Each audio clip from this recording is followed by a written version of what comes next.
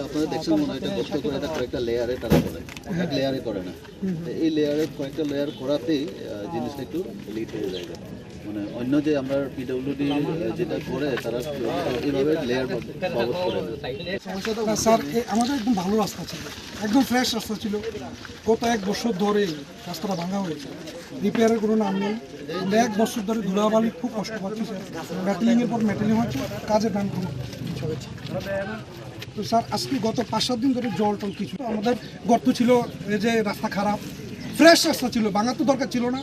যদি আপনি রাস্তা নাই করেন তাহলে কেন ভাঙলেন রাস্তাটা?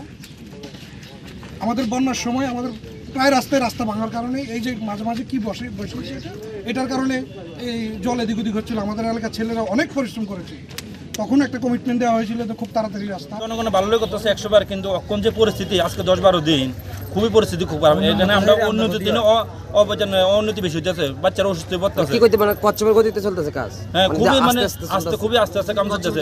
আজকে মানে আইছে মানে 1 মাস কোনো কইতে না, এটা কোনো খোঁজ খবর নিতেছে না তারা। এখন কাজ চলে টোটালি, একদম টোটালি বন্ধ, বাচ্চারা বন্ধু অসুস্থ হয়ে যাচ্ছে। এলাকার এখানে আশেপাশে বাড়ি ঘর আছে, বাইক নিয়ে চলাফেরা করতে পারা যায় না। এবার দুলবালুর কারণে বাচ্চারা অসুস্থ হয়ে যাচ্ছে, পুরুষ মানুষ অসুস্থ হয়ে যাচ্ছে, খুবই বেহাল অবস্থা। কতদিন হয়েছে রাস্তাটা কাটতে রাখছে এরকম হবে? আজকে 2-3 মাস হয়ে যাবে কম। তো দীর্ঘ তো অবরোধের ফলে ওইদিকে লম্বা লাইন আটকে রয়েছে, কেউ আইসলো নি তোমরা অবরোধ এখন পর্যন্ত কেউ আসছে না। কত সময় আজকে এখন তো মনে হয় সমস্যা হয় মূলত আপনার? তো আমরা তো গাড়ির তো সমস্যা আছে, গাড়ির চাক্কা ক্ষতি হইতেছে, সুবিধা ঠিক আছে, তারপর আমরা হাঁটা ঠিকভাবে চলতে পারি না।